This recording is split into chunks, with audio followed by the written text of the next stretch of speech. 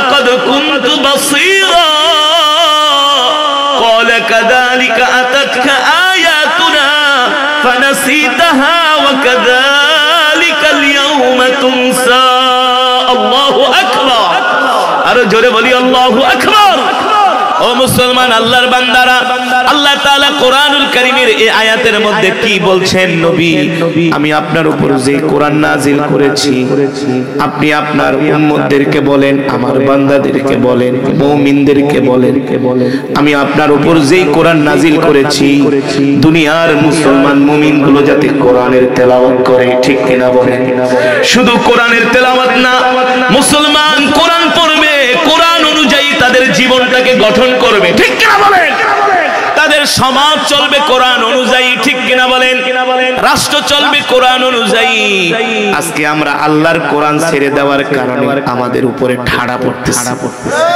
আমাদের ঘরে শান্তি নাই সমাজে শান্তি নাই রাষ্ট্রের শান্তি নাই পরিবারের মধ্যে শান্তি নাই দাম্পত্য জীবনে শান্তি নাই ঠিক কিনা বলে আজকে কোরআন না মানার কারণে আমাদের ঘরের মধ্যে বরকত নাই কি নাই বরকত নাই যদি মুসলমান ফজরের সময় উঠে ফজরের নামাজ জামাতের সাথে আদায় করত আর যদি ফজরের পরে কোরআনের তেলাওয়াত করত তাহলে আমাদের ঘরগুলো জান্নাতের টুকরায় পরিণত হয়ে যেত ঠিক কিনা বলেন আল্লাহ তাআলা কোরআনুল কারীমের মধ্যে বলছেন ইন্না কুরআনাল ফাজরি কানা মাশহুদা যে কানের মধ্যে ফজরের কোরআন তেলাওয়াত যাবে ওই কান কোনোদিন আল্লাহ জাহান্নামের আগুনে দিবে না যে ঘরের মধ্যে কোরআন তেলাওয়াত হবে ওই ঘরের মধ্যে আল্লাহর রহমত আসবে বরকত আসবে আজকে মুসলমান ফজরের নামাজও পড়ে না কোরআনও পড়ে না এই কারণে আমাদের ফসলে বরকত হয় না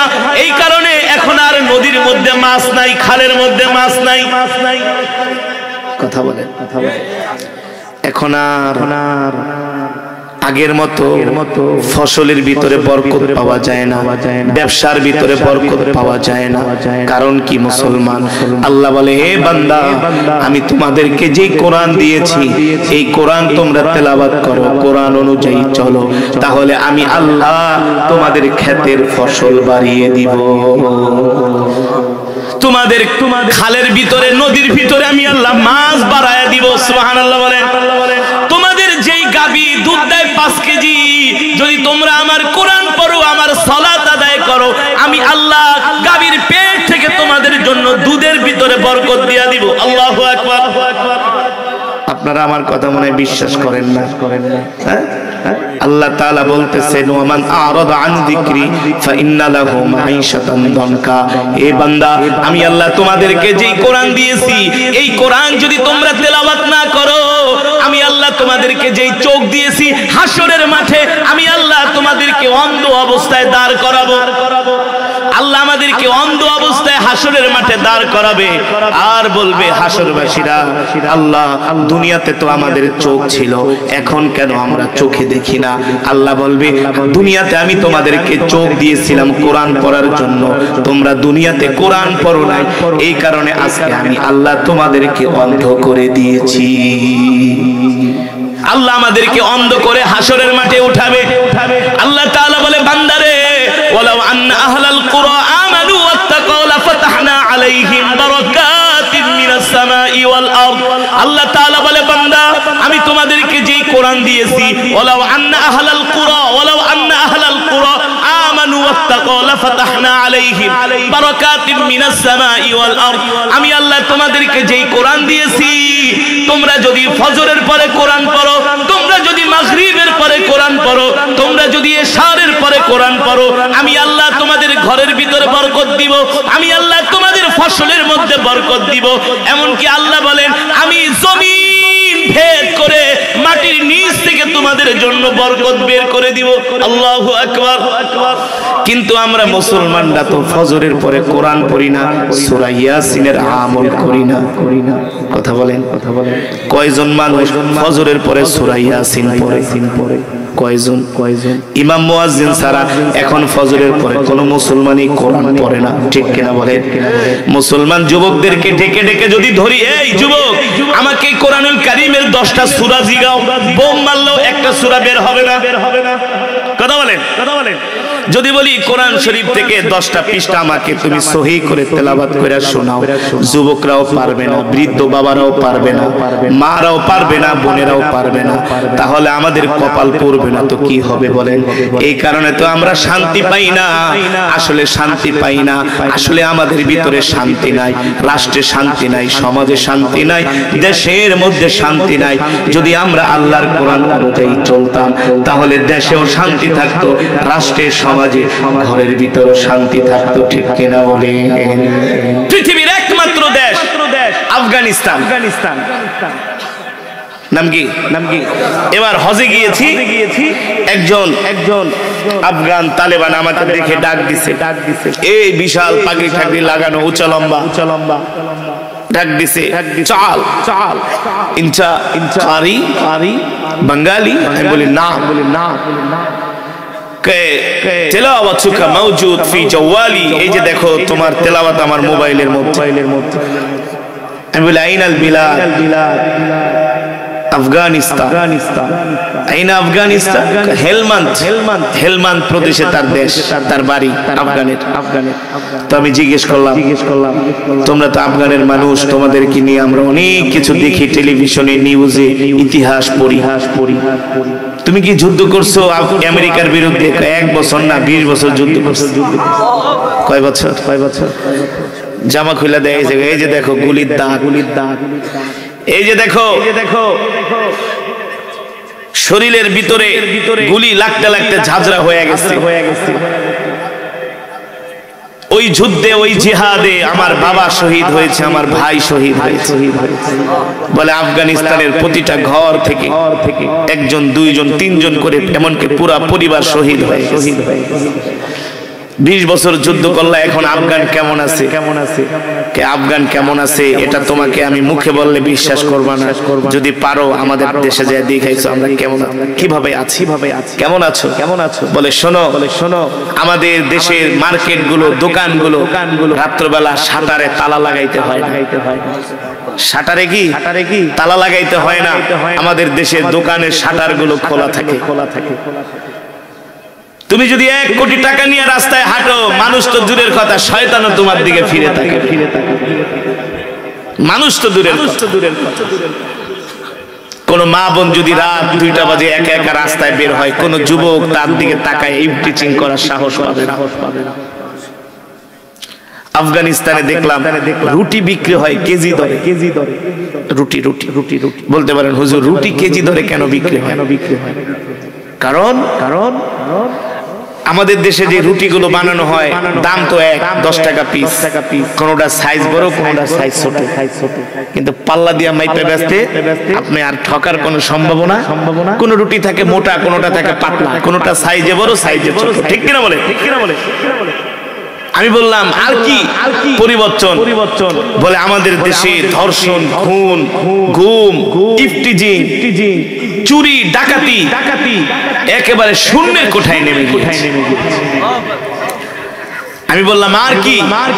বলে শোনো, আল্লাহ ওয়াদা করেছেন, ওয়ালাউ আন্না আহলাল কুরা আমানু ওয়াত্তাকাউ লাফাতাহনা আলাইহিম বারাকাতিম মিনাস সামাই ওয়াল আরদ। আল্লাহ ওয়াদা করছে তোমরা যদি আমার কোরআন অনুযায়ী চলো, আমার কোরআন পড়ো, আমার কোরআনকে ভালোবাসো, তোমরা যদি আমাকে ভালোবাসো, আমার কোরআনের আইন বাস্তবায়ন করো, আমি আল্লাহ আসমান থেকে জমিন থেকে তোমাদের জন্য বরকত বের করে দেব। বলে শোনো, আগে আমাদের যে গাছে ডালিম হতো 20 কেজি, এখন সেই গাছের ডালিম হয় 100 কেজি। আমাদের আগে যে জমিতে ফসল হতো 100 কেজি, সেখানে এখন ফসল হয় 300 কেজি। আগে আমাদের যেখানে জাফরান চাষ হতো 50 কেজি, সেখানে জাফরান চাষ হয় 200 কেজি। আল্লাহ বরকত দিয়ে দিয়েছেন এই কোরআনকে মানার কারণে, কোরআনকে বাস্তবায়ন করার কারণে, কোরআনের আইন আল্লাহর জমিনে প্রতিষ্ঠিত করার কারণে। সুবহানাল্লাহ বলেন। আমরাও যদি বাংলাদেশের মুসলমান আল্লাহর কোরআন অনুযায়ী চলতাম, আল্লাহর কোরআন অনুযায়ী চলা তো দূরের কথা, আমরা গরু খাওয়া মুসলমান ঠিক মতো নামাজই যে রমজান আসতেছে কিছু মুনাফিক মার্কা মুসলমানের এখনই মাথা ব্যথা শুরু হয়ে গেছে যে রমজানে তো আর রোজা রাখবো না, কেমনে চুরি চামারি করে খাইবো। দিব্যি ভালো মানুষ, দিব্যি ভালো, রোজার দিনে কি রে ভাই, ভাই আমার তো গ্যাস্ট্রিকের সমস্যা, এর লেগে আমি রোজা রাখতে পারি। আছে কি আছে না? গ্রামের অনেক মানুষ রোজা রাখে, সুস্থ সবল মানুষ রোজা রাখে, অনেক মা বোনেরাও আছে রোজা রাখে না। তো আল্লাহর রহমত কোত্থেকে আসবে? এখনো যে আল্লাহ আমাদেরকে ভূমিকম্প দিয়ে শেষ করে দেয় নাই, এটা শুধু আলেম ওলামাদের কারণে, হাফেজে কোরআনদের কারণে, হক্কানি পীর বুজুর্গ যারা রাত্রবেলা এখনো ঘুমায় না, তাহাজ্জুদের নামাজে চোখের পানি ছেড়ে দেশ জাতি মুসলিম উম্মার জন্য দোয়া করে। রাগ করেন না, আর আপনারা তো বিড়ি খায়া, গাঞ্জা খায়া, মদ খায়া, ফেন্সিডিল খায়া ঘুমান। আপনারা না, আছে না ম্যাক্সিমাম বাংলাদেশের 5% মানুষও নামাজ পড়ে না। 5% মানুষও নামাজ পড়ে না, ঠিক মতো যাকাত দেয় না, আল্লাহর হুকুম আল্লাহর বিধানগুলো মানে না। ঠিক কিনা বলেন? সাহাবায়ে কেরাম যদি আমাদেরকে দেখতেন, তাদের চোখে আমরা মুনাফিক ছাড়া আর কিছুই হতাম। অথচ সাহাবায়ে কেরাম, আল্লাহ রাসূলের সাহাবীরা এই দ্বীনের জন্য কত কষ্ট করেছে। যুবক, শোনো, আল্লাহ রাসূল বলেছেন কুল্লুকুম রাঈন ওয়া কুল্লুকুম মাসউলুন আন রাইয়াতিহি। আল্লাহ তাআলা প্রত্যেকটা মানুষকে এই দুনিয়াতে দায়িত্ব দিয়ে পাঠিয়েছে। প্রত্যেকটা মানুষের দায়িত্ব সম্বন্ধে আল্লাহ তাআলা হাশরের মাঠে জিজ্ঞেস করবে। প্রত্যেকটা মানুষকে ধরবে, এই তোমাকে আমি আল্লাহ দায়িত্ব দিয়ে পাঠিয়েছিলাম, তুমি কি আমার দায়িত্ব পালন করেছো? বলবে আল্লাহ আমি তো আমার পরিবারের জন্য চাকরি করেছি, ব্যবসা করেছি, কত কষ্ট করে নদী সাঁতরায়া, খাল বিল পার হইয়া, অ্যামাজন জঙ্গল, পানামা জঙ্গল পার হয়ে আমি ইটালি গেছি, আমেরিকা গেছি, ডলার কামাইছি, টাকা কামাইছি, মা বাবারে খাওয়াইছি। আল্লাহ বলে এই দায়িত্ব না, এই দায়িত্ব না, আমি আল্লাহ তোমাকে দায়িত্ব দিয়েছিলাম আমার জমিনে আমার কোরআনের রাজ কায়েম করছো কিনা। ঠিক কিনা বলে? আমার কোরআনের জন্য কি করছো, আমার দ্বীনের জন্য কি করছো? ইন্নাদ দীনা ইনদাল্লাহিল ইসলাম, ইসলামের জন্য কি করছো? আজকে যুবকরা, মুসলমানরা সারা দিন বয়া বয়া বাংলা সিনেমা দেখে, নামাজের জন্য ডাক দিলে কয় মিয়া তোমার নামাজ তুমি পড়ো, আমার ঈমান ঠিক আছে। নামাজের জন্য ডাক দিলে কে আমার প্যান নষ্ট। এই কথা কয়ে কি পার পাওয়া যাবে? আবার কিছু তো আছে আল্লাহ অনেক দয়ালু, আল্লাহ এমনি মাফ করে দিবে, আল্লাহ এমনি মাফ করে দিবে। অথচ মুসলমান আল্লাহ রাসূলের সাহাবীরা কেমন ছিলেন? আমি যে কোরআন থেকে তেলাওয়াত করলাম, রাসূলের সাহাবীরা এই কোরআনের জন্য নিজের জীবন দিয়ে দিয়েছে। ঠিক কিনা বলেন? এই কোরআনের জন্য রাসূলের সাহাবীরা মাতৃভূমি ত্যাগ করেছেন, মা বাবাকে ত্যাগ করেছেন, সন্তানকে ত্যাগ করেছেন, এমন কি নব বিবাহিতা স্ত্রীকে বাসর ঘরে রেখে রাসূলের সাহাবীরা যুদ্ধের ময়দানে যে শহীদ হয়ে গিয়েছেন। ঠিক কিনা বলে? যুদ্ধের ময়দানে যে শহীদ হয়ে গিয়েছেন, নতুন বিয়ে করে স্ত্রীকে ঘরে এনেছে, বাসর ঘরে ঢুকেছে, আল্লাহর রাসূলের সাহাবীরা ডাক দিছে আসো যুদ্ধের ময়দানে যেতে হবে। নতুন স্ত্রীকে বাসর ঘরে ফুল সজ্জায় রেখে তীর আর তরবারি নিয়ে যুদ্ধের ময়দানে চলে গেছে। আল্লাহ রাসূল তো হাসরের মাঠে এই সমস্ত সাহাবীদেরকে, আমার সাহাবীদের সামনে আমাদেরকে ধরবে, এরা আমার সাহাবী, তোরা আমার উম্মত। তোদের জন্য আমি কত কাঁদছি, তোদের জন্য আমি কত দোয়া করছি। এ উম্মত, আমার সাহাবীরা দ্বীনের জন্য জীবন দিয়ে দিয়েছে, তরবারির আঘাত সহ্য করেছে, তীরের আঘাত সহ্য করেছে। তোরা আমার উম্মত, তোরা তো ঠিকমতো নামাজই পড়স নাই। কথা বলেন, তোরা তো কোরআনই পড়স নাই, তোরা তো আমার নামে দুরূদ পড়স নাই, আমাকে মহব্বত করস নাই। অথচ আমি নবী তোদেরকে কত ভালোবাসছি রে উম্মত। আল্লাহ রাসূলের সাহাবীরা আল্লাহর নবীর জন্য, আল্লাহর দ্বীনের জন্য কত কষ্ট করেছেন, কত ত্যাগ স্বীকার করেছেন। আমরা তাদের ধারে কাছেও নাই,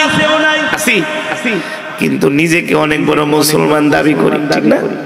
নিজেকে অনেক বড় ঈমানওয়ালা দাবি করি। রাসূলের একজন সাহাবী, যার কথা আমি আপনাদেরকে এখন শোনাবো।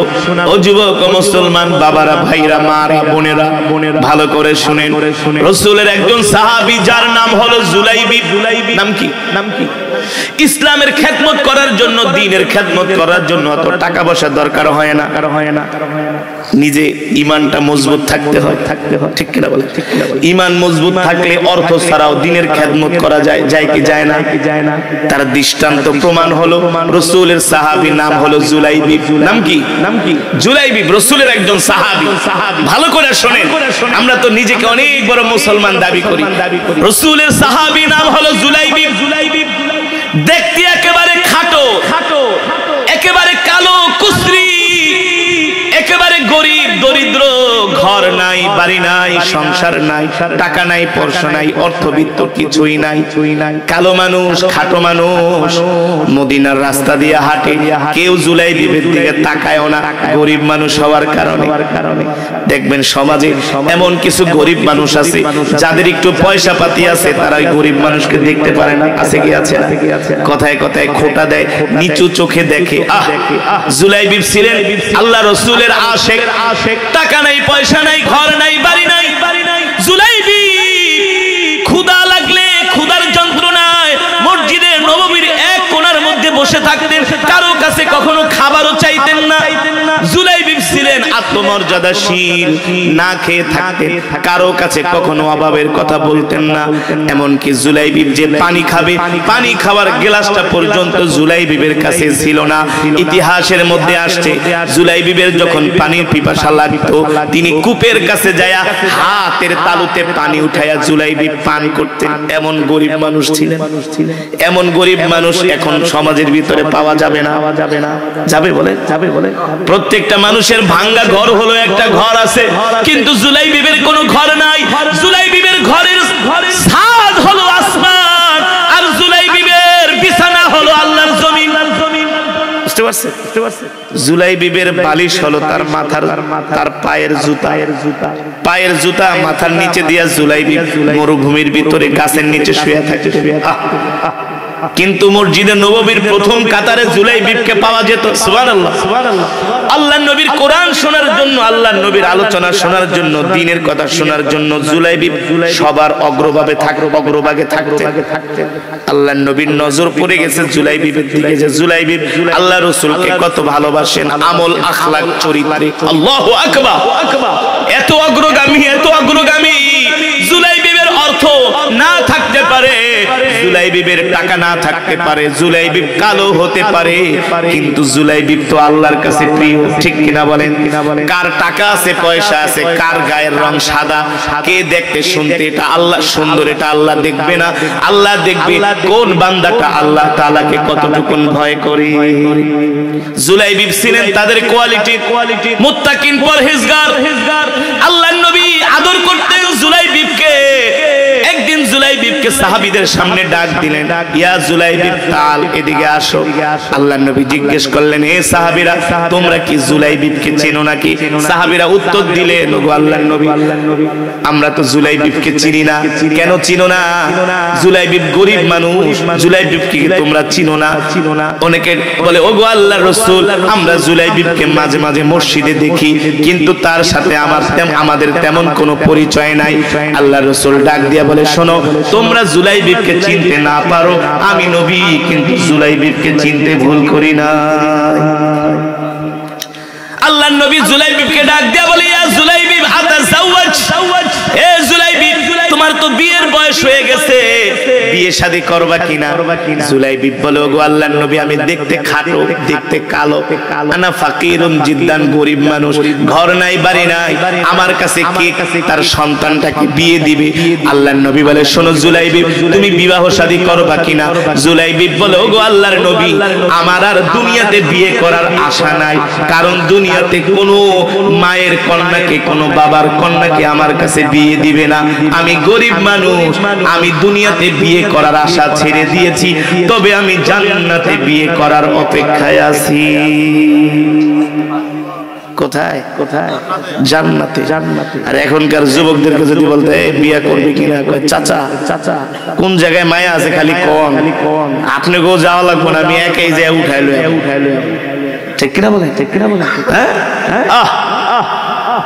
বর্তমান সমাজে এমন চরিত্রহীন যুবক আছে, নামাজ নাই, রোজা নাই, দিন নাই, সারাদিন শুধু মোবাইলে মেয়েদের সাথে কথা বলে, সারাদিন শুধু হোয়াটসঅ্যাপ, ফেসবুক, মেসেঞ্জারে মেয়েদের সাথে সারাদিন অশ্লীল কথাবার্তা বলতেই থাকে। ঠিক কিনা বলে? ঠিক কিনা বলে? চোখের জিনাও অনেক বড় জিনা। ঠিক কিনা বলেন? জিনা আইনুন নাজ, চোখের জিনা হলো বড় গুনাহ, চোখের দেখা হলো বড় জিনা। বুঝতে পারছেন? আজকে আমাদের যুব সমাজ, আজকে আমাদের তরুণ সমাজ ধ্বংসের ধার প্রান্তে চলে গেছে। এর একটা মাত্র কারণ হলো আমাদের সন্তানদেরকে আমরা কোরআন শিখাই না, কোরআন শিখাই, দিন শিখাই না, ধর্ম শিখাই না। ঠিক কিনা বলে? ঠিক কিনা বলে? কিন্তু রাসূলের সাহাবী জুলাইবিব কেমন ছিলেন? আল্লাহর নবী দ্বিতীয় দিন ডাক দিয়ে বললেন, জুলাইবি বিয়ে করবা কিনা?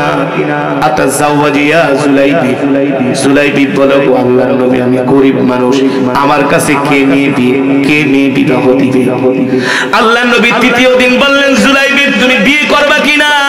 জুলাইবি বলে, গো আল্লাহর নবী, স্বাদ আছে, সাধ্য নাই। স্বাদ আছে, স্বাদ আছে। এখন তো সমাজের মানুষ টাকা পয়সা না হইলে মেয়ে বিয়ে দিতে চায় না। ঠিক কিনা বলেন? আগে মেয়ে বিয়ে দিতে গেলে দেখে কোন ছেলে ইটালি থাকে, কথা কেন কথা কেন, কোন ছেলে আমেরিকা থাকে, কোন ছেলে সেনাবাহিনী চাকরি করে, না সরকারি চাকরি করে, কত টাকা বেতন পায়, তাদের কাছে এখন মেয়ে বিয়ে দেয়। সমাজে এমনও ভালো ভালো যুবক আছে, 5 ওয়াক্ত নামাজ পড়ে, আল্লাহর দিন মানে, রাসূলের তরিকা অনুযায়ী চলে, কিন্তু টাকা পয়সা কম, তাদের কাছে মেয়ে বিয়ে দিতে চায় না। আছে কি আছে না? আবার সমাজের যদি কোনো ছেলে দাড়ি রাখে, অনেক মুসলমান মেয়ে আছে তাদেরকে পছন্দ করে না, কয় আমি দাড়িওয়ালা পুরুষ পছন্দ করি না। নাউজুবিল্লাহ, নাউজুবিল্লাহ। যারা দাড়িওয়ালা পুরুষ পছন্দ করে না, তাদের ঈমানের মধ্যে সমস্যা আছে। যারা আল্লাহ রাসূলের সুন্নতকে অবজ্ঞা করবে, তাদের ঈমান থাকবে না। ঠিক কিনা বলে? তাদের ঈমান থাকবে না। আজকে আমরা এমন পর্যায়ে পৌঁছেছি, আমাদের সমাজের মধ্যে কত যুবক আছে, ভালো ভালো যুবক, কত ভালো ভালো কন্যা আছে, দিনদার, কিন্তু একটু দরিদ্র গরিব হওয়ার কারণে একটু পয়সা পাতিওয়ালা লোকেরা তাদের সাথে আত্মীয় করতে চায়।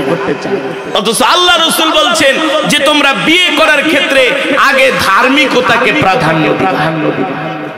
কালো ঠালো এগুলো দেখো না, দেখো তার মধ্যে কতটুকুন ধার্মিকতা আছে। সুবহানাল্লাহ বলে। এবার আল্লাহর নবী ডাক দিয়ে বলে, জুলাইবি আমি বুঝেছি তোমার বিয়ে করতে মন চায়। জুলাইবি চুপ করে আছে, কোনো কথা বলে না। আল্লাহর নবী বলে, শোনো সাহাবী জুলাইবি, তুমি আমার অমুক আনসারী সাহাবীর বাড়িতে চলে যাও। আবু আইয়ুব আনসারী আমার সাহাবীর বাড়িতে চলে যাও। তার একটা সুন্দরী কন্যা আছে, যে বলবা আমি নবী তোমার সাথে তার কন্যাকে বিবাহ দেওয়ার প্রস্তাব দিলাম। আল্লাহু আকবার। একে তো গরিব মানুষ, কালো মানুষ, খাটো মানুষ, টাকা নাই, পয়সা নাই। এখন শুনছে ভালো একটা বাড়িতে বিবাহের প্রস্তাব, সাহাবী আর দেরি করে নাই, এক দৌড়ে ওই সাহাবীর বাড়ির সামনে যায়, হাজির হয়ে গেছে। এবার দরজার সামনে যায় বলে, ইফতাহিল বাব, ইফতাহিল বাব, দরজা খোলেন। সাহাবী দরজা খুলে দেখলেন জুলাইবি তার বাড়ির দরজার সামনে দাঁড়ানো। জিজ্ঞেস করলেন, কেন আসছো? এ যুবক জুলাইবি। জুলাইবি বলে, শোনেন, আল্লাহর নবী আমাকে পাঠিয়েছেন, আপনার কন্যার সাথে নবীজি আমাকে বিবাহ দেওয়ার জন্য বলেছেন, প্রস্তাব দিয়েছেন। আল্লাহু আকবার। ওই সাহাবী ডাক দিয়া বলে, জুলাইবি আমি তো তোমাকে চিনি, তোমার তো টাকা নাই, পয়সা নাই, অর্থ নাই, ঠিক আছে আমি আমার স্ত্রীকে ডাক দেই। তার স্ত্রীকে ডাক দেওয়া হলো। ডাক দিয়া বলল, শোনো, ছেলে ভালো, পরহেজগার, মুত্তাকিন, আল্লাহ রাসূল তার সাথে আমাদের কন্যাকে বিবাহের জন্য প্রস্তাব দিয়েছেন। কি বলো? সাহাবীর স্ত্রী বলে, আমার কন্যা এত সুন্দরী, শিক্ষিত, আমরা সম্ভ্রান্ত পরিবারের, কিন্তু এই যুবকটা দেখতেছি আপনি বলতেছেন অর্থ নাই, করি নাই, গরিব মানুষ, তার কাছে আমাদের কন্যাকে বিয়ে দিলে আমাদের কন্যার কি অবস্থা হবে? এই কথা ভিতর থেকে সাহাবীর কন্যা শুনতে পাইলেন। আল্লাহু আকবার। ডাক দিলেন, ইয়া আবি উম্মি, মা, বাবা এদিকে আসেন। কি বললেন? কে আসছে? বলে, মা শোনো, তোমার বিবাহের প্রস্তাব নিয়ে আল্লাহর রাসূল একজন যুবককে পাঠিয়েছেন। তাকায় দেখো এই যুবকটা দেখতে কালো, দেখতে খাটো, গরিব মানুষ, টাকা নাই, পয়সা নাই, অর্থ নাই, ঘর নাই, বাড়ি নাই। ওই সাহাবীর কন্যা ডাক দিয়া বলে, মা ও বাবা, টাকা পয়সা না থাকতে পারে, ঘর বাড়ি না থাকতে পারে, কিন্তু একবার ওকে চিন্তা করলা না, এই বিবাহের প্রস্তাব দুনিয়ার কোন সাধারণ মানুষ দেয় নাই, এই বিবাহের প্রস্তাব দিয়েছেন আল্লাহর পয়গম্বর। কন্যা কেমন ধার্মিক, বলে বাবা আবি উম্মি, এত বড় স্পর্ধা সাহস কার আছে যে আল্লাহর নবী বিবাহের প্রস্তাব দিয়েছে তার প্রস্তাব ফিরাই দিবে? এত বড় সাহস কার আছে আল্লাহর নবীর প্রস্তাব ফিরাই দিবে? বাবা আর কোনো চিন্তা করবে না, দ্বিতীয় কোনো মত আমি শুনতে চাই না। এই যুবককে ডাক দিয়া বলে দেন, আমি এই যুবকের সাথে বিবাহ বন্ধনে আবদ্ধ হতে রাজি আছি। জোরে বলেন সুবহানাল্লাহ। শুধু বিবাহই করব না, আমি এই যুবককে খেদমত করতে করতে আমি আমার জীবনটা কুরবানি করে দেব। সুবহানাল্লাহ বলে। এবার সাহাবী কষ্ট পাইছে, আল্লাহ রাসূলের বাড়ির দিকে হাঁটা শুরু করছে। সাহাবী ডাক দিয়েছে, তাল ইয়া জুলাইবি, আসো যাও, তুমি বিবাহের প্রস্তুতি নাও, তোমার সাথে আমার কন্যাকে বিয়ে দিব। সাহাবী যে আল্লাহ রাসূলের কাছে বলছে, গো আল্লাহর নবী, আপনার সাহাবী তো রাজি হয়েছে তার কন্যাকে আমার সাথে বিয়ে দেওয়ার জন্য। আল্লাহর নবী বলে, তো যাও বিয়ে করো। আমি তো আগেই বলছি আমার কাছে অর্থ নাই, আমি দেখতে সুন্দর না। আল্লাহর নবী মুস্কে হাসি দিয়া নাও, এই অর্থ দিয়ে তুমি বাজার করে নিয়ে আসো, বিয়ের বাজার। সুবহানাল্লাহ। বিয়ের বাজার করতে চলে গেছে। ধুমধাম বিয়ের অনুষ্ঠান হচ্ছে। জুলাইবি তার স্ত্রীকে নিয়ে বিয়ের পরে বাসর ঘরে ঢুকছে।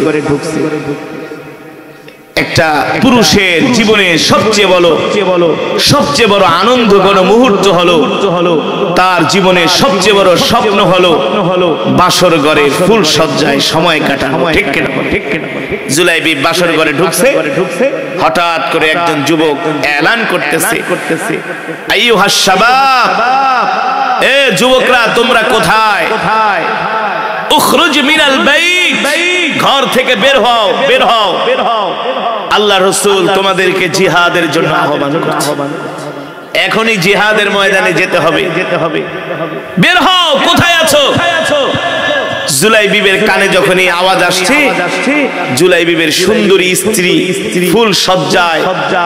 জুলাইবিব বলে, তুমি আমাকে ক্ষমা করো, আমার কাছে এসো না, দূরে সরে যাও।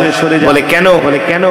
বলে ওই যে এলান করতেছে আল্লাহ রাসূল এখন আমাদেরকে জিহাদের ময়দানে আহ্বান করছে। স্ত্রী বলে, কেবলমাত্র বিয়ে কইরা বাসর ঘরে আসলেন, আমাকে একটু সময় দিবেন না? বলে, শোনো, আমার নবী জিহাদের ময়দানে থাকবে, কাফেরদের সাথে যুদ্ধ করবে, আর আমি বাসর ঘরে থাকবো, এটা হতে পারে না। জুলাইবির শ্বশুর আয়েশা বলে, জুলাইবি তোমার পক্ষ থেকে আমি জিহাদের ময়দানে যাচ্ছি, এটা কোনো বড় যুদ্ধ না, এটা একটা অভিযান, তুমি আগামী যুদ্ধে অংশগ্রহণ করো। জুলাইবি বলে, না, এটা হবে না, আমার নবী যুদ্ধের ময়দানে শত্রুর মোকাবেলা করবে, আর আমি জুলাইবি ফুল সজ্জায় থাকবো, এটা আমার দ্বারা কোনোদিনই সম্ভব। ইতিহাস লেখে তীর যখন তার ফলা থেকে যতটা দ্রুত গতিতে বের হয়, তার চেয়েও জুলাইবি আরো দ্রুত গতিতে স্ত্রীর থেকে বিদায় নিয়ে যুদ্ধের ময়দানের দিকে রওনা শুরু করছে। স্ত্রী ডাক দিয়া বলে, প্রাণের স্বামী, আমি হলাম মদিনার সবচেয়ে সুন্দরী কন্যা, আমাকে বিয়ে করে আনলেন, একটু সময়ও দিলেন না।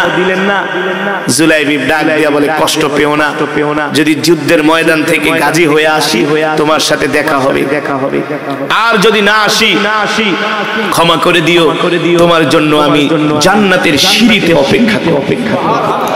কোথায়? মুসলমান যুবক, কি ছিল সাহাবীদের ত্যাগ, কেমন ছিল সাহাবীদের কোরবানি, ঠিক কিনা বলেন? আর আমরা কোথায় আছি?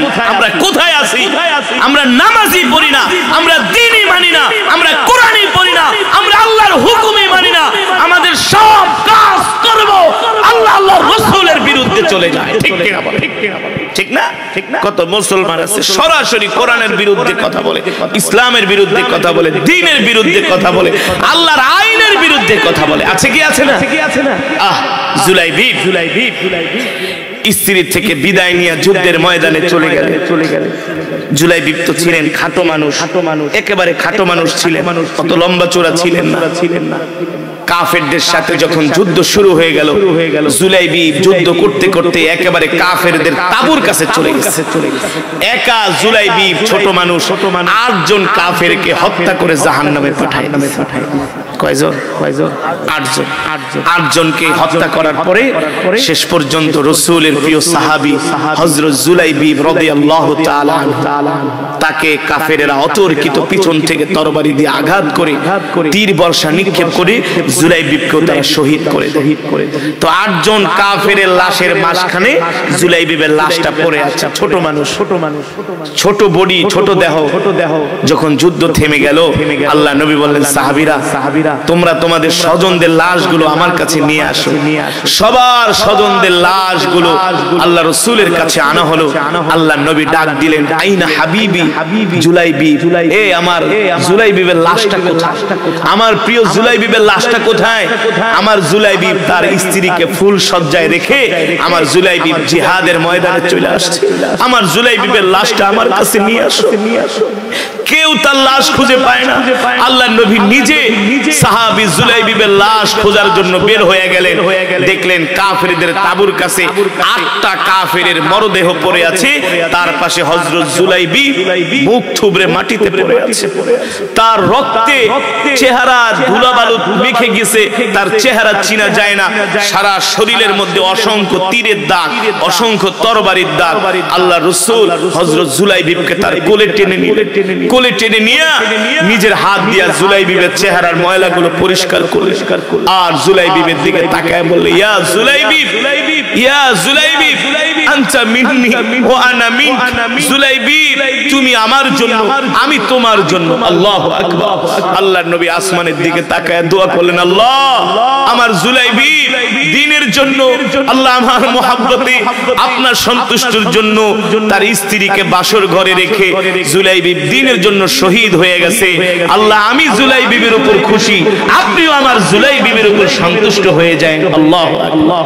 হযরত জুলাইবিবের জন্য কবর খনন করা হলো। আল্লাহ নবী যখন তাকে কবরে রাখবে, আল্লাহ নবী বারবার তার চেহারা ঘুরায় দেয়। নবীজিরও চেহারা মোবারক অন্যদিকে ঘুরায় দেয়। সাহাবায়ে কেরাম প্রশ্ন করলেন, ওগো আল্লাহর রাসূল, আপনি বারবার কেন আপনার চেহারাটা ঘুরিয়ে দিচ্ছেন? আপনার সাহাবী আমাদের ভাই জুলাইবিবের চেহারাও ঘুরিয়ে দিচ্ছেন, কারণ কি? বলে, শোনো, জান্নাত থেকে একদর হুর জমিনে চলে আসছে জুলাইবিবের লাশ নেওয়ার জন্য। জুলাইবিবের লাশ ধরে টানাটানি করতেছে। যুগ আল্লাহর নবী জুলাইবিবের লাশটা আমাদের কাছে দিয়ে দেন। সে তার স্ত্রীকে বাসর ঘরে রেখে দ্বীনের জন্য জিহাদের ময়দানে এসে শহীদ হয়ে গেছে। জুলাইবিবের গোসল দুনিয়ার কোন সাধারণ পানি দিয়ে হবে না, আমরা জুলাইবিবকে জান্নাতের পানি দিয়ে গোসল। মুসলমান কি বলবো আজকে আমাদের যে অবস্থা, আজকে আমাদের যে চালচলন, আমাদের যে আখলাক চরিত্র, আমাদেরকে দেখলে মনে হয় না যে আমরা আসলে সত্যিকার অর্থে মুসলমান। আমরা যেভাবে নামাজ পড়ি, আল্লাহ রাসূল সাল্লাল্লাহু আলাইহি ওয়াসাল্লামের জামানায় মুনাফিকরাও এর চেয়ে সুন্দর করে নামাজ পড়ে। মুনাফিকরা এর চেয়ে সুন্দর করে নামাজ পড়ে। আমরা মসজিদে যাই, 2, 5, 6, 7, 8 মিনিটের ভিতরে আমরা 10 রাকাত নামাজ পড়ে বের হয়ে যাই। ঠিক কিনা বলেন? সেজদা দেয় মুরগির ঠোকরের মতো। সেজদার ভিতরে সময় দেয় না। আমাদের ইবাদতের কোয়ালিটি ভালো না। কিন্তু সাহাবীরা কেমন ছিলেন? সাহাবীরা যুদ্ধের ময়দানে গেছেন, তরবারি ঢুকছে, তরবারি, তীর ঢুকছে, তীর বের করতে পারে না। টান দিছে, ভাই তীরটা বের করে দাও, ব্যথা পাচ্ছে। বলে, ভাই এখন বের করো না, আমি যখন নামাজে দাঁড়াবো তখন আমার তীরটা বের করে দাও। সাহাবীরা নামাজে দাঁড়াইলে তাদের তীর টেনে বের করা হতো। তারা কেমন ছিলেন? আর আজকে আমরা মুসলমান নামাজ পড়ি না, কোরআন পড়ি না, আল্লাহ জিকির করি না, রাসূলের সুন্নাহ মতো আমরা চলি না, আমাদের ঘরে রাসূলের সুন্নাহ নাই। এই যে আসছে রমজান মাস, এই যে আসছে রমজান মাস, মুসলমান রমজান মাসে 1 খতম কোরআন খতমে তারাবির মধ্যে পড়বে, সেটাও পড়তে চায় না। খোঁজে কোন জায়গায় গেলে সূরা তারাবি, ঠিক কিনা বলেন? আবার আয়েশা গর্ব করে, হুজুর জানেন আধা ঘন্টা একেবারে ইশার আর তারাবি শেষ, আধা ঘন্টা শেষ। আধা ঘন্টা যেটা নামাজ, এটা কি নামাজ হইছে? এটা হচ্ছে আল্লাহর সাথে মস্কার, আল্লাহর সাথে ঠাট্টা। ঠিক কিনা বলে? আপনারা রাগ করবেন না, কষ্ট পাবেন না, আপনাদের হাতে ধরে পায়ে পড়ি। সামনে আসছে রমজান মাস, মাহে রমাদানুল মুবারক। এই রমজান মাসে 30টা রোজা রাখবেন। রাজি আছেন ইনশাআল্লাহ? কয়টা রোজা রাখবেন? 30টা রোজা রাখবেন। আর যারা কোরআন পড়তে পারেন না, এই রমজানে কোরআন শিখবেন। কে কে কোরআন শিখবেন একটু হাতটা উঠান, হাত উঠান, হাত উঠান। যে এই কোরআন শিখবেন না, ফেরেশতাদের মায়ের একটাও মাটিতে পড়বে না। চোখ দুটো বন্ধ হওয়ার আগে কবরের ভিতরে সাপের কামড় শুরু হয়ে যাবে। কোরআন শিখবেন তো? শিখবেন তো কোরআন? হাত উঠান সবাই, হাত উঠান, নিয়ত করেন, নিয়ত করেন, নিয়ত করেন, হাত উঠান, হাত সোজা করেন, ইমানদারের মতো সোজা করেন, মুনাফিকের মতো না, হাত সোজা করেন। বলেন আল্লাহ, জোরে বলেন আল্লাহ। ওয়াদা করলাম 5 ওয়াক্ত সালাত আদায় করব, 30টা রোজা রাখবো, আল্লাহ কোরআন শিখব, আল্লাহ আমাদের কবুল করে নেন। হাত নামান। শুনেন, ওয়াজ মাহফিলে আইসা হাত উঠাইতে চান না, তার মানে কি কোরআন শিখবেন না? না শিখেন, ভুলে গেলাম, দাওয়াত দিয়ে গেলাম। ফেরেশতাদের মায়ের কারে কয় কত প্রকার ও কি কি, বুঝেন নাই? আপনার বাপেও ফিরাইতে পারবো না, আপনার মাও না, আপনার নেতাও না, আপনার নেত্রীও না, আপনার কেউ ফিরাইতে পারবে? টাকা পয়সা দিয়ে কি কবরের মায়ের থেকে বাঁচতে পারবেন? কি ভাবছেন? কি কোরআন পড়তে পারেন না, আল্লাহ আপনাকে এমনি ছেড়ে দিবে? এমনি ছেড়ে দিবে? এত সোজা না, এত সোজা না। দুনিয়াতে আল্লাহ রহমান, কিন্তু হাসরে হবে আল্লাহ। এত সোজা না। মনে করছে আল্লাহ মাফ করে দিব। আল্লাহ হাসরের মাঠে এত মাপের পাল্লা নিয়ে বসবে না যে সব মাফ করে দিবে। কেন? আল্লাহ বলবে দুনিয়াতে আমি তোকে চোখ দিয়েছিলাম, জ্ঞান দিয়েছিলাম, বিবেক দিয়েছিলাম, দুনিয়ার সব কিছুর পিছনে সময় দিছস, আমার কোরআন কেন শিখলি না? কেন? আল্লাহ নবী বলবে আমার সাহাবীরা কোরআনের জন্য শহীদ হয়ে গেছে, জীবন দিয়ে দিয়েছে, আর তোরা আমার উম্মত হয়ে কেন কোরআন শিখলি না, কোরআন পড়লি না, কোরআন অনুযায়ী চললি না? তখন আমাদের উত্তর দেওয়ার কোনো ভাষা থাকবে? জোরে বলুন, থাকবে না। এই কারণে আপনাদের হাতে পড়ি, পায়ে ধরি। রাগ করছেন ভাই? রাগ করছেন? কষ্ট পেয়েছেন ভাই? কষ্ট পায়েন না। আমরা যারা কোরআন পড়তে পারি না, এক মুসলমান আর এক মুসলমানকে আমরা কোরআন শিখার দাওয়াত দেব ইনশাআল্লাহ। আপনাদের মসজিদের ইমাম সাহেবকে যা বলবেন, হুজুর আমাদের জন্য একটা কোরআনের শিক্ষার কোর্স চালু করেন, বয়স্ক কোরআন শিক্ষা চালু করেন। ভাই কোরআন না শিখলে বাঁচতে পারবেন না। 5 ওয়াক্ত সালাত, আল্লাহর কোরআন আপনাকে পড়তেই হবে, শিখতেই হবে, আল্লাহর কোরআন অনুযায়ী চলতেই হবে ইনশাআল্লাহ। আল্লাহ তাআলা আমাদের সকলকে তৌফিক দান করুন। আপনারা 30টা রোজা অবশ্যই রাখবেন। কেউ রোজা রাখা, অনেকে আছে অশোকের বাহানা দিয়া রোজা রাখে না। সাবধান। সামনে রমজান আসতেছে, আল্লাহু আকবার। এই যে আমি কোরআনুল কারীমের তেলাওয়াত করলাম, এখন পেয়েছেন 10 নেকি, রমজানে পাবেন 70 থেকে 700 নেকি। আল্লাহ আমাদের জন্য সার ঘোষণা করেছেন, যে বান্দা আমি রমজান মাসে তোমাদের নফলের সওয়াব আমি ফরজের সমান করে ছাড়বেন না। রমজানে 30টা রোজা রাখবেন, কমসে কম 1 খতম কোরআনুল কারীম পড়বেন, 5 ওয়াক্ত নামাজ জামাতের সাথে আদায় করবেন রমজানুল মুবারকে। রাজি আছেন ইনশাআল্লাহ? আমরা রমজান মাসটা ইবাদতের মধ্যে কাটাই দিই। আল্লাহ তাআলা আমাদের তৌফিক দান করুন। প্রশংসা কার জন্য? আরে জোরে বলুন মুসলমান, কার জন্য? একমাত্র মহান রব্বুল আলামিনের জন্য, যিনি আমাদেরকে সৃষ্টি করেছেন। ঠিক কিনা বলে? মুসলমান ইমানি আওয়াজ দিয়ে বলতে হবে, আমাদের হায়াতের মালিক কে? আমাদের রিজিকের মালিক কে? আমরা কার গোলাম? আরে জোরে বলুন, আমরা কার গোলাম? আমরা এক আল্লাহর গোলাম। ঠিক কিনা বলেন? আল্লাহর গোলামেরা বসে বসে আল্লাহ তাআলার জবানের কোরআন কালামের তেলাওয়াত শুনেছে। আল্লাহু আকবার। আমি পড়েছি, আপনারা শুধু শুনছেন তো? হৃদয়ের কান দিয়ে শুনেছেন? যদি শুনে থাকেন, নিঃসন্দেহে এক একটি হরফের বিনিময়ে আল্লাহ তাআলা আমাদের আমলনামায় কমপক্ষে 10টি করে নেকি দান করেছেন। কয়টা করে নেকি? 10টি করে নেকি দান করেছেন। খুশি নাকি বেজা? বলি আলহামদুলিল্লাহ। মুমিনদের বৈশিষ্ট্য, জান্নাতি মানুষদের বৈশিষ্ট্য হলো তারা বেশি বেশি করে আল্লাহ তাআলার শুকর আদায় করে। যারা জান্নাতি, আল্লাহ রাসূল বলছেন যে দুনিয়াতে তোমরা জান্নাতি মানুষ কিভাবে চিনবা, কিভাবে বুঝবা যে এই ব্যক্তিটা জান্নাতি? যেই মুসলমান কথায় কথায় প্রতিটা ভালো কাজে, প্রতিটা নেকের কাজে কথায় কথায় শুধু আল্লাহ তাআলার শুকর আদায়, ঠিক কিনা বলেন? এক এক তো নামাজ আদায় করার পরে বলে আল্লাহ আলহামদুলিল্লাহ, আল্লাহ আপনি আমাকে পরের ওয়াক্ত আদায় করার সুযোগ করে দেন, ঠিক কিনা বলেন? এই যে আপনারা কোরআনের মাহফিলে আসছেন, এনেছেন কে? রাসূলের হাদিস, মান ইউরিদিল্লাহু বিহি খায়রান ইউফাক্কিহু ফিদ্দিন। আল্লাহর নবী বলেন আল্লাহ তাআলা যাদেরকে পছন্দ করে, যাদেরকে ভালোবাসে, আল্লাহ তাআলা তাদেরকে দ্বীনের বুঝ দান করে, দ্বীনের ইলম তাদেরকে দান করে। আর দ্বীনের ইলম থাকার কারণে আপনারা আজকে কোরআনের মাহফিলে আসতে পারছেন, না আসতে পারতেন না, ঠিক কিনা বলেন? তো আমি যে কোরআন পড়েছি আপনারা শুনেছেন, আমি যদি 3000 শব্দ তেলাওয়াত করে থাকি, 3000 কে 10 দিয়া গুণ দেন, কয় হাজার? 30,000। কয় হাজার? 30,000। সুবহানাল্লাহ বলেন। 3000 কে 10 দিয়া গুণ দিলে কয় হাজার হয়? আল্লাহ তাআলা আমাদের আমল নামায় 30,000 নেকি দান করেছেন। খুশি নাকি বেজার? শুধু এখানেই শেষ নয়, এই মাহফিলে যারা উপস্থিত হয়েছেন সকলেই এক খতম করে করে কোরআনুল কারীমের সওয়াব পেয়েছে। কিভাবে বলেন তো? জোরে বলেন, জোরে বলেন। মাশাআল্লাহ। কয়বার পড়েছি? 3বার। আমি চাইলে তো নাও পড়তে পারতাম, ঠিক না? আমি কেন পড়েছি? আপনারা কষ্ট করে দূর দূরান্ত থেকে আসছেন যাতে করে আপনারাও সওয়াবের অধিকারী হন, আমিও সওয়াবের অধিকারী হই।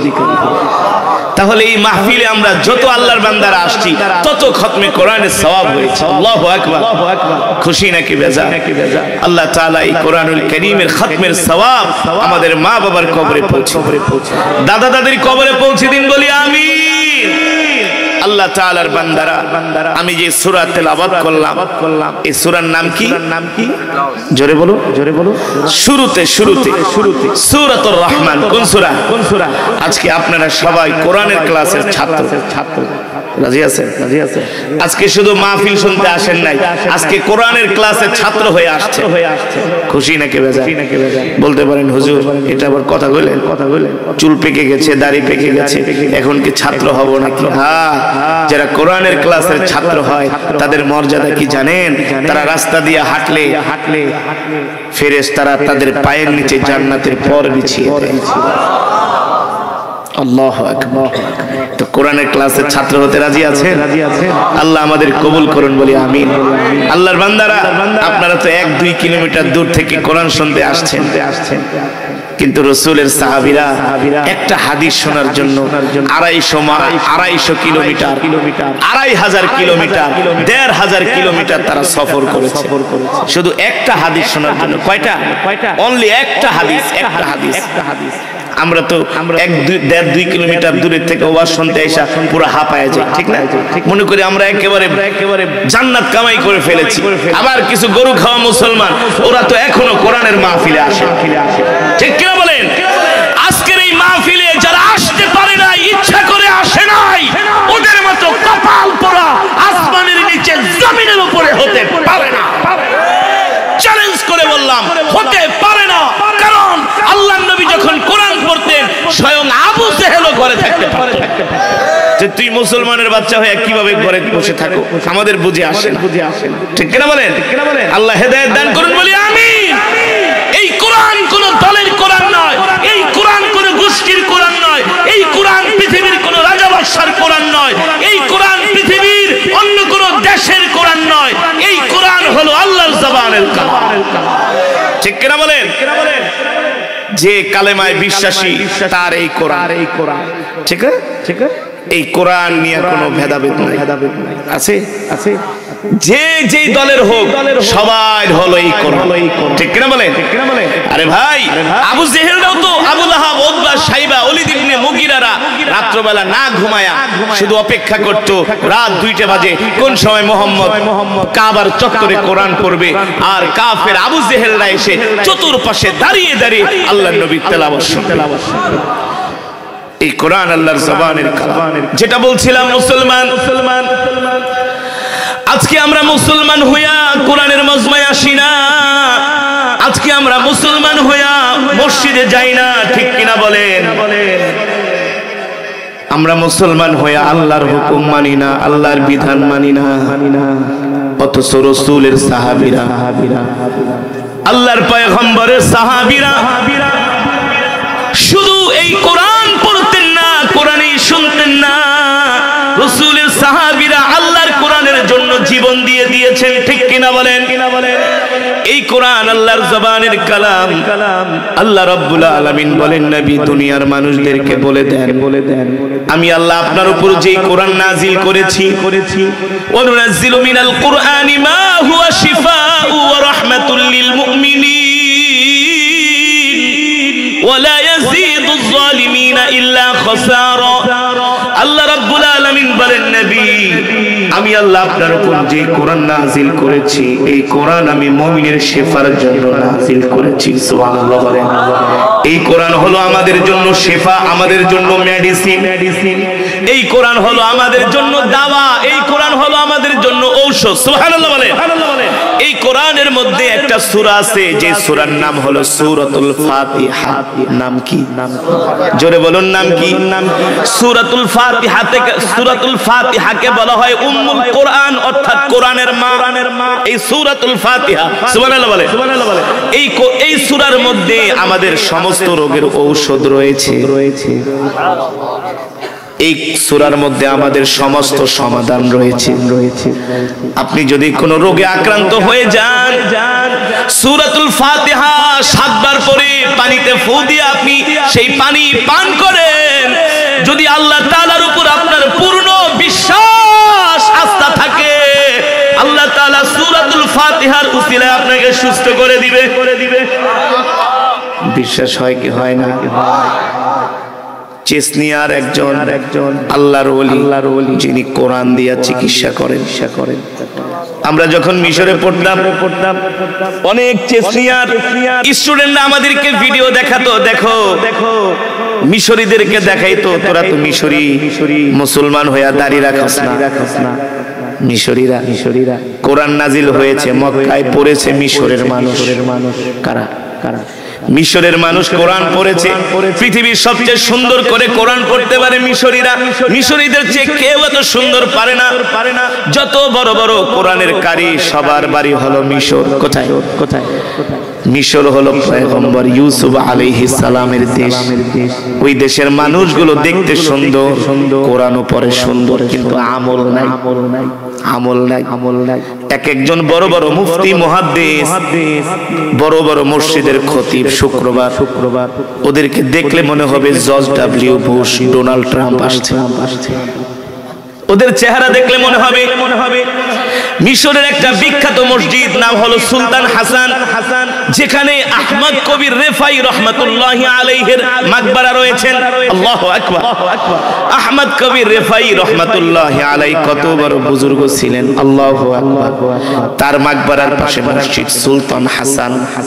আপনাদেরকে যেটা বোঝানোর উদ্দেশ্য, সেই মসজিদে একদিন জুমার নামাজের আগে আমার তেলাওয়াতের শিডিউল ছিল। জুমার পূর্বে সেই মসজিদে তেলাওয়াত করলাম। হঠাৎ করে দেখি আমার সামনে আমার মতো এমন একটি সাদা জুব্বা পরা, ক্লিন শেভ করা একটা লোক এসে আমার পাশে বসলেন। আমি ভাবছি হয়তোবা এই আশেপাশের অনেক বড় কোনো সরকারি অফিসার। এমন ভাবে একে তো ফর্সা মানুষ, আবার যদি করে শেভ, মুখে যদি দাড়ি একটাও না থাকে, নিশ্চিত তাকে ডোনাল্ড ট্রাম্পের মতো দেখা যায়, বুশের মতো দেখা যায়, জো বাইডেনের মতো দেখা যায়। ঠিক কিনা বলে? তিনি আমার পাশে এসে বসলেন। আমার তেলাওয়াত শুনে বলতেছে, ইনতা বাঙালি কারি, তেলাওয়াত জাইয়িদ জিদ্দান, কোয়াইস, মাশাআল্লাহ। প্রশংসা করতেছে, আমার বুক ধরে চাপড়ায় আদর করতেছে। আমি ভেবেছি সরকারি কোন অফিসার, কিন্তু দেখি আমার তেলাওয়াতের পরে একটা আজান হলো। আজানের পরে তিনি মেম্বারে উঠে গেলেন খুতবা দেওয়ার জন্য। আমি মনে মনে ভাবি এই খতিব যদি আমাদের বাংলাদেশে হইতো ঘাড় ধরে বের করে দিতে, ঠিক কিনা বলেন? তো আপনাদেরকে বোঝানোর উদ্দেশ্য, কোরআন নাজিল হয়েছে মক্কায়, পড়েছে মিশরের মানুষ, কিন্তু তেমন আমল নাই। চেসনিয়ার একজন স্টুডেন্ট দেখাইতেছে, দেখ যে কোরআন তোরা এত সুন্দর করে পড়স, তোরা কোরআন পড়া ফু দিলে তো কোনো রোগ ভালো হয় না, কিন্তু আমাদের চেসনিয়ার এই আলেম, আমাদের চেসনিয়ার এই আলেম কোরআন দিয়া চিকিৎসা করে। কি চিকিৎসা? আমি যে আয়াতে কারিমা তেলাওয়াত করলাম, ওয়ানুনাজ্জিলু মিনাল কুরআনি মা হুয়া শিফাউ ওয়া রাহমাতুল লিল মুমিনিন ওয়া লা ইয়াজিদুজ জালিমিনা ইল্লা খাসারা। এই আয়াত পড়ে যদি কোনো বোবা মানুষের মুখে ফু দেয়, যারা কথা বলতে পারে না, বোবা মানুষের মুখে ফু দেয়, যাদের জবান নষ্ট হয়ে গেছে, বাকরুদ্ধ হয়ে গেছে, এমন মানুষ কথা বলতে পারে না, কোরআনুল কারীমের এই আয়াত তেলাওয়াত করে 7 বার মুখে ফু দেওয়ার সাথে সাথে তাদের জবান দিয়ে কথা বের হয়ে যাচ্ছে। আল্লাহু আকবার। শুধু জবানের কথা না, অনেক অন্ধ মানুষ, চোখে দেখে না, অন্ধ মানুষ সূরাতুল ফাতিহা পড়ে ফু দিতেছেন। ওয়ানুনাজ্জিলু মিনাল কুরআনি মা হুয়া শিফাউ ওয়া রাহমাতুল লিল মুমিনিন, এই সূরা তেলাওয়াত করে ফু দিতেছেন, সাথে সাথে অন্ধ লোকের চোখের পাওয়ার চলে আসছে। আল্লাহু আকবার। এই কোরআন হলো আমাদের মুক্তি, এই কোরআন হলো আমাদের শান্তির পথ, এই কোরআন হলো আমাদের জন্য রহমত, বরকত, ঠিক কিনা বলেন? আপনাদের কাছে প্রশ্ন করি, শোনেন, আপনাদের এলাকার কত পার্সেন্ট মানুষ সকালবেলা কোরআন পড়ে? বলেন কত পার্সেন্ট? আপনাদের এলাকায় এমন কোন ঘর নাই যেই ঘরে এসএসসি পাস ছেলে মেয়ে নাই? কথা বলে আছে কি আছে না? এমন কোন ঘর নাই যেই ঘরের মধ্যে 6, 7, 8, 9, 10 SSC, IA pass, BA pass, MA pass, এমন কোন ছেলে নাই যেই ঘরে নাই, ঠিক কিনা বলেন? কিন্তু 100-র মধ্যে 2টা ঘরেও সহি কোরআন পড়তে পারে এমন যুবক পাবেন না, এমন কন্যা সন্তান পাবেন না, ঠিক কিনা বলে? এই কারণেই তো আমাদের কপাল পড়ছে। আমি চাঁদপুর মতলবে গেছি এক মাহফিল কমিটি বলে, হুজুর আপনাকে 3 বছর ঘুরে আপনার একটা ডেট নিয়েছি, আপনাকে পেয়েছি, আমাদের এলাকায় আসছেন। হুজুর আজকে আমাদেরকে লম্বা চূড়া তেলাওয়াত শুনাইবেন। আরেকজনে আয়েশা বলে, হুজুর লম্বা চূড়া বয়ান শুনাইবেন। আরেকজনে আয়েশা বলে, হুজুর এমন কোরআন তেলাওয়াতের টান দিবেন যাতে মানুষ কাঁথার তলে থেকে উঠে। আয়েশা বলে এমন কেরাত পড়বেন হুজুর যাতে মাইকের ইউনিট কেটে যায়। বুঝলেন? আমি বলি মাশাআল্লাহ। হুজুর লম্বা চূড়া ওয়াজ করবেন। আমি বলি মাহফিল তো বড়ই। হুজুর 46তম মাহফিল। কততম মাহফিল? মানুষ হইব প্রায় 20,000-এর উপরে। হুজুর কি মনে করছেন 46তম মাহফিল, আর খিচুড়ি রাঁধছি 50 ডেক, গরু জবাই করছি 5টা। আপনারা আবার খিচুড়ি টিচুড়ি রাঁধছেন? তোরা গেছে তো মাশাআল্লাহ। আল্লাহ বরকত দান। ভালো মেহমানদারি করানো, এটা আমাদের কালচার, এটা আমাদের সংস্কৃতি, ঠিক কিনা বলেন? এটা সুন্নাহ। আমি মনে করি সব মাহফিলে মেহমানদারি করানো উচিত। মুসলমান আসবে, কোরআন শুনবে, বয়ান শুনবে, খাবে, ঠিক কিনা বলেন? এটা আমাদের সংস্কৃতির অংশ, এটা আনন্দ। তুমি কি গাঁজা খায়া সার্কাসে যায় জুয়া খেলে আনন্দ করবা? না, ইসলামে আনন্দ আছে, বিনোদন আছে, আছে কি আছে না? পৃথিবী থেকে বড় বড় কারি সাহেবানরা আসবে, এখানে জুসের বোতল থাকবে, পানির বোতল থাকবে, ভালো ভালো ফল থাকবে, নাকি খাবে, তেলাওয়াত শুনবে, হ্যাঁ, জিকির হবে, কোরআন তেলাওয়াত হবে, তাহাজ্জুদের নামাজ হবে। আল্লাহু আকবার। এই সংস্কৃতি তো আমরা ছেড়ে দিয়েছি, এখন আমরা মেহমানদারি করতে চাই। এখন মুসলমান বখিল হয়ে গেছে, বখিল। এই কারণে বরকত উঠে গেছে। আগে মেহমান আসলে খুশি হইতো, আর এখন মেহমান আসলে কলকাতার মতো কি খায়া যাবেন না খায়া যাবেন না, কি ভাত কি বসাইতে কম, মানে বাবা তুই তাড়াতাড়ি ভাত। এই কথা বলার মানে কি? মানে তোমাকে আমি পছন্দ করতেছি। নাউজুবিল্লাহ বলেন। যারা মেহমানদারি করে না তাদের ঘরে বরকত আসে না। আল্লাহু আকবার। তো যেটা বলছিলাম, বলে হুজুর লম্বা চূড়া ওয়াজ করবেন, তেলাওয়াত করবেন, বয়ান করবেন। আমি বললাম আপনি কি ইমাম সাহেব? হ্যাঁ হুজুর আমি ইমাম সাহেব। কয় বছর ধরে আছে? বেশি না, মাত্র 13 বছর। আমি বলি মসজিদ তো ভালোই বানাইছেন। হুজুর গ্রামের মসজিদে এসি লাগাইছি, বুঝেন না আমার মুসল্লিরা খুব দান করে, খুব দানশীল। গ্রামের মসজিদে এসি, দামি দামি টাইলস লাগাইছি। হুজুর কত সুন্দর মসজিদ। আমি বলি দেখলাম তো খুব ভালো লাগলো, কিন্তু ইমাম সাহেব আপনাদের মুসল্লিদের কি অবস্থা? হুজুর আপনি যদি সারা রাত ওয়াজ করেন একটা লোক উঠবো না। আমি কই এটা তো খিচুড়ি খাওয়ার জন্য। না খুব ওয়াজ শুনে, খুব ওয়াজ শুনে। আমি কই মাশাআল্লাহ। আমি প্রশ্ন করলাম হুজুর ইমাম সাহেব তাহলে বলে আপনার মুসল্লিরা যদি এত ধার্মিক হয়, এত ওয়াজ শুনে, আপনার মসজিদে জুমার নামাজে কেমন মুসল্লি হয়? কোন নামাজ? ইমাম সাহেবকে হুজুর একটা কথা কইলে, জুমার নামাজি মাঠেও জায়গা দেওয়া যায় না, ওযুখানায় এসে দাঁড়ায় যায়। এত নামাজ পড়ে আমার মুসল্লিরা। আমি বলি মাশাআল্লাহ, জুমার নামাজে এত মুসল্লি হয়, তাহলে ফজরের নামাজের কি অবস্থা? কোন নামাজ? হ্যাঁ এই আশেপাশের মসজিদে ইমাম সাহেব এখানে আছে অনেক কিছু। আপনাকে রিপোর্ট যদি নেই, সব হইলো গরু খাওয়া মুসলমান হয়ে গেছি। আমাদের এখন সবচেয়ে বড় পরিচয় আমরা গরু খাইতে পারি, এটাই আমাদের বড় পরিচয়। আমাদের বাপ মুসলমান, দাদা মুসলমান, 14 গোষ্ঠী মুসলমান, এটাই আমাদের পরিচয়। কিন্তু আমাদের মুসলমানের মুসলমানিত্ব না, ঠিক কিনা বলে?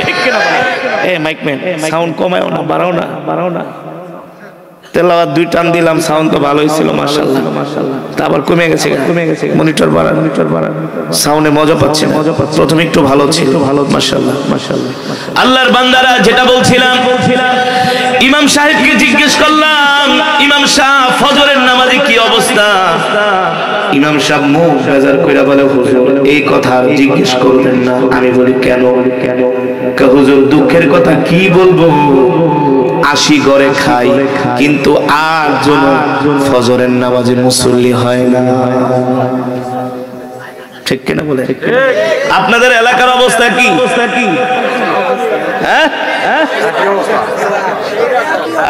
এই যে আমার চাচাজি কইতেছে ফজর উঠতে 2 জন 3 জন, ঠিক কিনা বলে?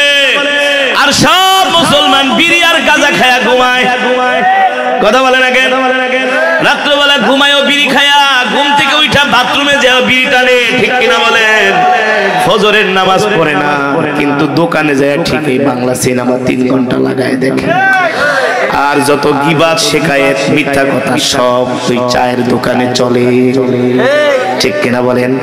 অথচ আল্লাহ তাআলা কোরআনের মধ্যে কি বলছেন?